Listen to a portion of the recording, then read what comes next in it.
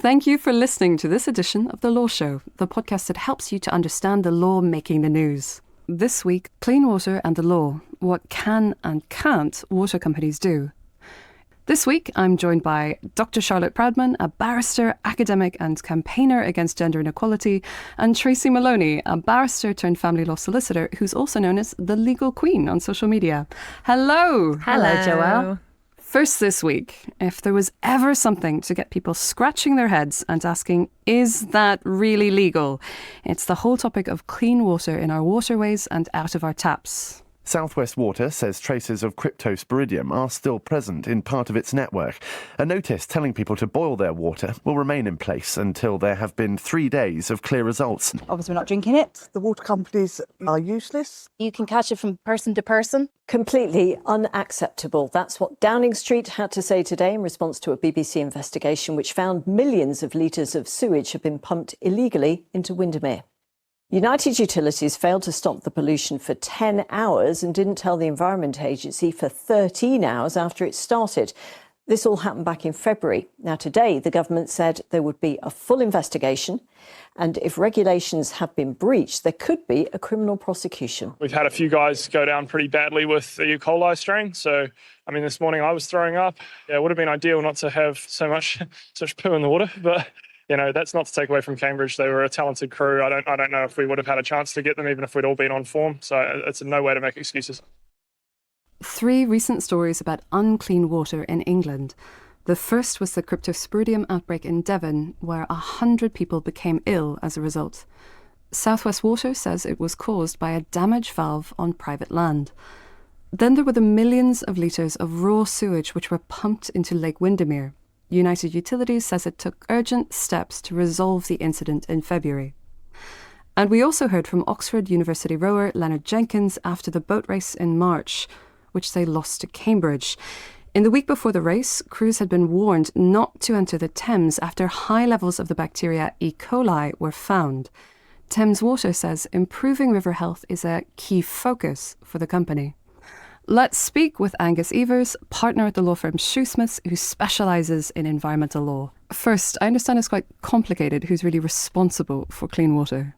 That's right. So environmental law and policy are devolved across the UK. So we have different laws and different regulators across England, Scotland, Wales and Northern Ireland. Is there a difference between who's responsible for the water coming out of your taps and the water in our rivers and our lakes and our seas? Yes, there is. In England and Wales, water that comes out of our taps is regulated by a body called the Drinking Water Inspectorate. The taking of that water from groundwater or rivers and streams to put into the water supply is regulated by the Environment Agency in England and the equivalent environmental regulators in Wales, Scotland and Northern Ireland. The treatment of sewage and the discharge of treated or untreated sewage into waterways and the sea is subject to a different regulatory regime. So again, in England, the Environment Agency regulates that by granting permits to water companies to discharge treated sewage and for the operation of their sewage treatment works. But the prices that they can charge customers through their water bills is regulated by a different body in England and Wales called Ofwat. That's the Water Services Regulation Authority. So what you have is a multitude of different regulators, all responsible for different things. But let's get down to one of the key focus here, which is when is it legal and when is it illegal to dump raw sewage into waterways? Well, the issue here largely relates to things called combined sewer overflows, or CSOs for short. And these take both surface water, which is essentially clean rainwater, for example, that runs off your roof, down your gutters, into the drains, and foul sewage is what comes out of your bathroom and your kitchen and goes down the drains. And combined sewer overflows combine those two flows into a single sewer. When you get heavy rainfall, there's a risk of backflow into properties, which is pretty unpleasant. Combined sewer overflows are essentially escape valves for these combined surface and foul water flows. And in the event of exceptional rainfall, water companies, under the terms of the permits they have from their regulators, are allowed to discharge untreated sewage into waterways in order to relieve the pressure on their networks. A lot of people would say saying that rain is exceptional in England is a bit like saying cats are dogs. That's very true. And the problem has been compounded by the impacts of climate change. We are having more frequent, more extreme rainfall events. So overflows and usage of combined sewer overflows are increasing. Who is responsible for ensuring that these water companies do what they're supposed to do and not dump in non-exceptional circumstances? That is largely the responsibility of the relevant environmental regulator within each part of the UK. So in England, it's the Environment Agency. In Wales, Natural Resources Wales. In Scotland, the Scottish Environmental Protection Agency. And in Northern Ireland, the Northern Ireland Environment Agency. Nevertheless, we're hearing there's still issues. So in a who guards the guardians question, who ensures that DEFRA, Ofwat, the Environment Agency, anyone else in the UK does what they're supposed to do in regulating? Well, in England, there's a relatively new body that was set up under the Environment Act 2021 called the Office for Environmental Protection. And that has responsibility for making sure that the government and public bodies like the Environment Agency comply with their responsibilities under environmental law. And it's actually carrying out an investigation at the moment into DEFRA, the Department for Environment, Food and Rural Affairs, Ofwat and the Environment Agency. And it's investigating whether they have possibly failed to comply with their responsibilities under environmental law in relation to the regulation of combined sewer overflows. And it believes that all three of them may have misinterpreted the law. Charlotte, many people will argue that this is because water has been privatised in England. Is that an accurate assessment? Well, looking at the figures available, I think it's not. Of course, sewage dumping is a serious issue inside and outside of England. We've heard that England has horrendous rates of sewage dumping with 3.6 million hours of spills in 2023 to 2024. Over the last year, that's an average of 1,271 spills a day.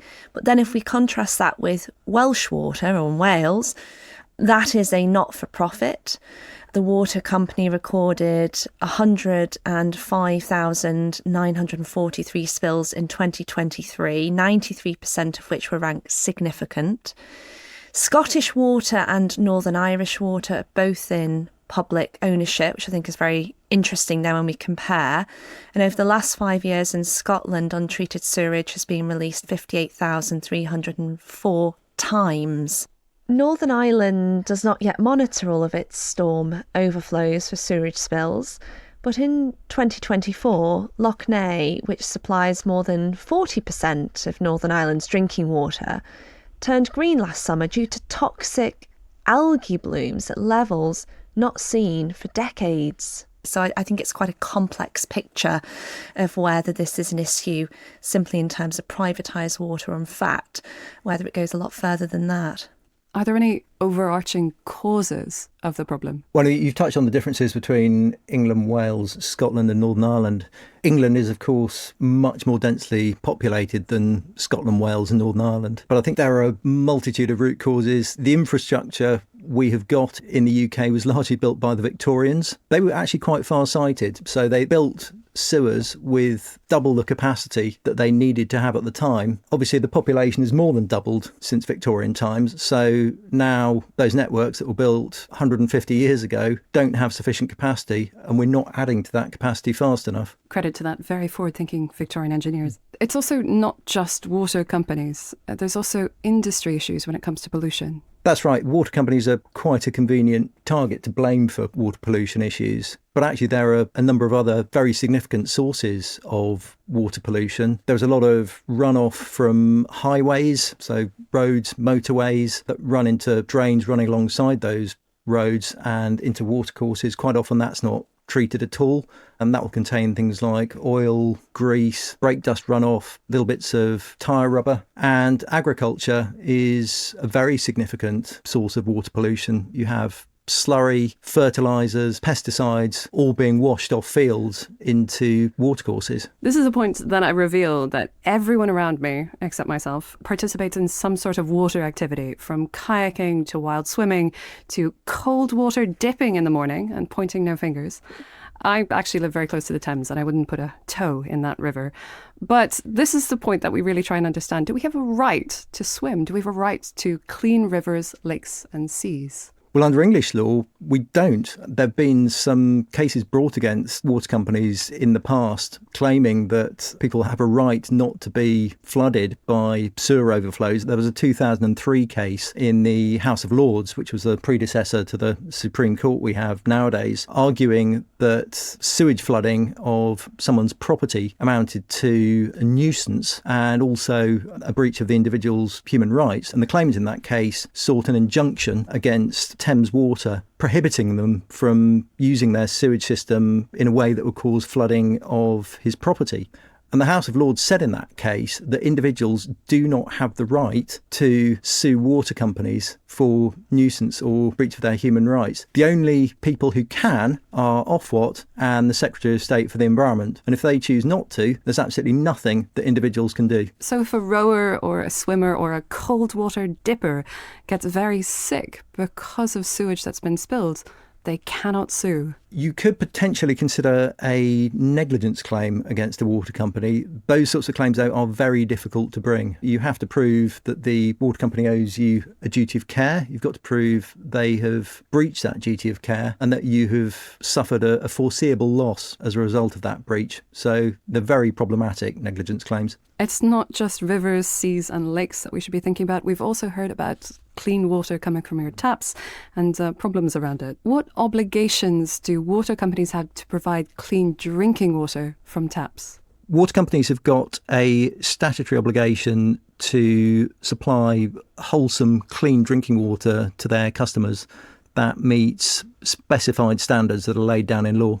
South West Water is paying compensation to homes and businesses who have to boil their water because of the cryptosporidium outbreak. If you become ill, can you sue your water company? Well, again, this is similar to if you become ill from swimming in dirty water. You would have to prove negligence against the water company that's supplying you, and that is very difficult to do. Even when we're seeing how difficult it is to sue a water company, we're nevertheless seeing some very novel and interesting cases being taken against companies. What kind of legal battles are we seeing? Well, there are a couple going on at the moment. There's an interesting case before the Competition Appeal Tribunal being brought against 6 water companies. And in that case, it's being claimed that water companies who are the subject of the claims have been overcharging customers by misreporting or underreporting environmental breaches to Ofwat.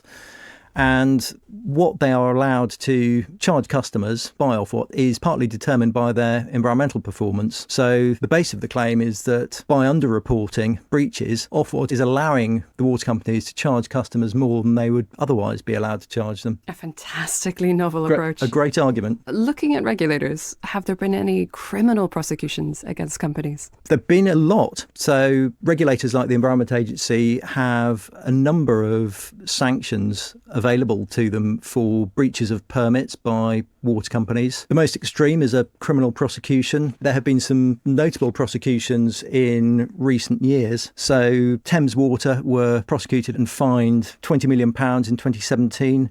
Southern Water was prosecuted and fined £90 million in 2021. And Ofwat has also taken action against certain water companies for underperformance. And in 2019, Ofwat levied an administrative fine on Southern Water of £126 million for underperformance by failing to make necessary investments in their sewage treatment works on time and misreporting their performance. Obviously, we can't put companies in jail, and these fines certainly sound very, very big. But are they being effective in changing how companies are behaving? There's certainly a reputational impact on the water companies. The fines are paid out of their profits. They can't pass them on to customers. But if you look at what most water companies' profits are, even figures of 20 million and 90 million are fairly insignificant. Angus, thank you.